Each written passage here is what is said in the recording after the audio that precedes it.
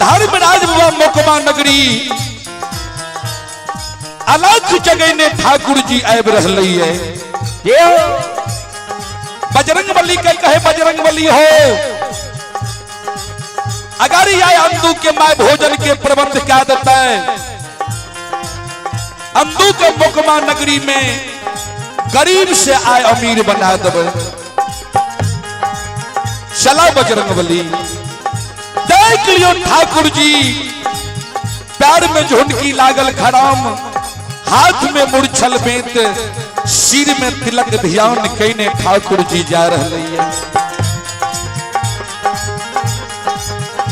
आई आला खई हो जगई ने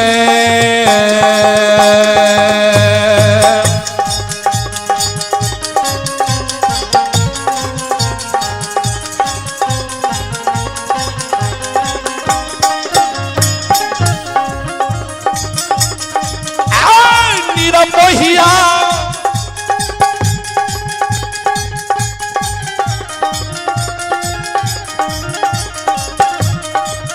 आई अलग हो जगई ने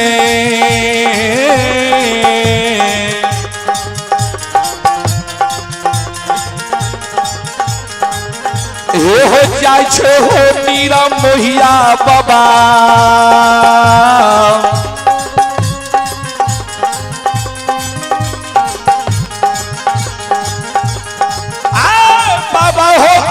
तू के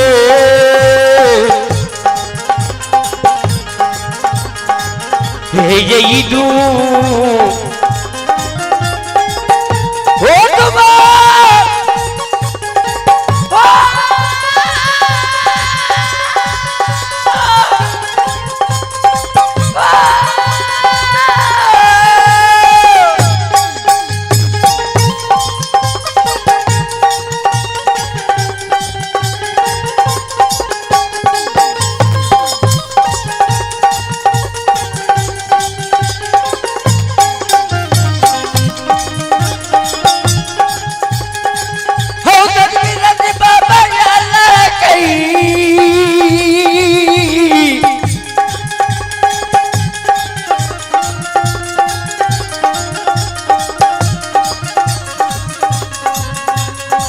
कई हो जगाई ने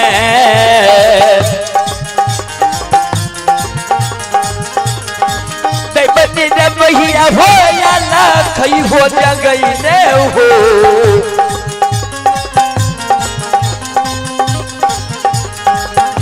आओ हो या मई हो धर्मनाथ बाबा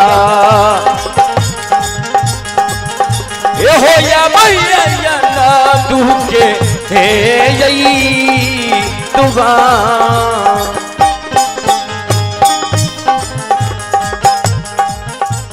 धर्मराज बाबा अलख जगई ने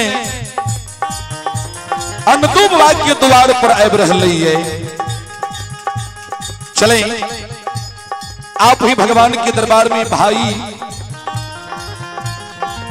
बालो रंगबाज आप ही यदुवंशी बालो रंगबाज इनके पोता है तेजस्वी कुमार। बच्चे की ओर से भगवान के दरबार में 1100 रुपये की दान आए हैं।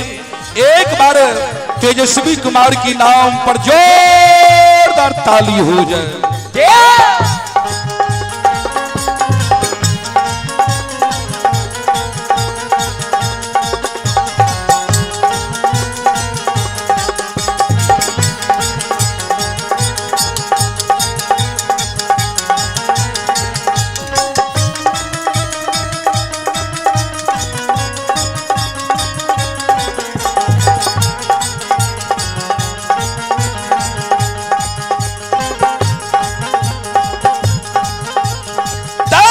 ठाकुर जी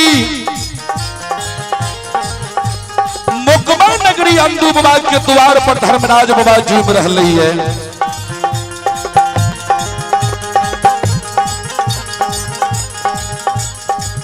आना तू हो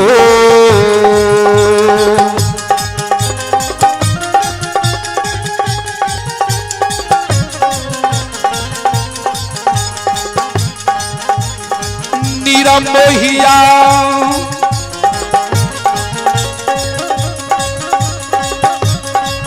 आना तू हो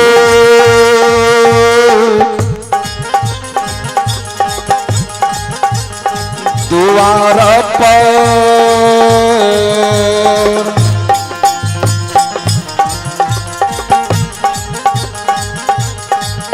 ये हो चुमल हो धर्मराज बाबा